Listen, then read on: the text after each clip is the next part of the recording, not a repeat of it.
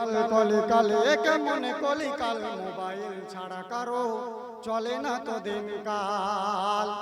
জীবন সাথী আজ নেটে আর মোবাইলে, নামাজে রোজার কেউ রাখে না খায়াল। কলিকাল কলিকাল কলিকালে কেমনে কলিকাল মোবাইল ছাড়া কারো চলে না তো দিনকাল।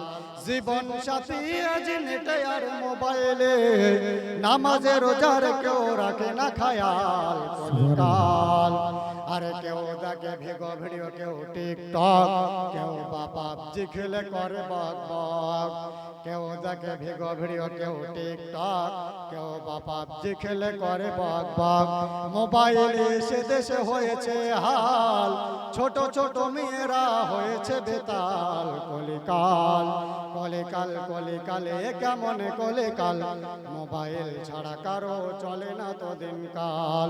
মহব্বতে বলা যাবে না বাপ সুবহানাল্লাহ, সুবহানাল্লাহ, সুবহানাল্লাহ, সুরে সুরে বলেন না বাপ সুবহানাল্লাহ, সুবহানাল্লাহ। ওরে ভাবিদের হাতে দেখো বড় বড় ফোন, স্বামীর সংসারে এদের নাই কোনো মন।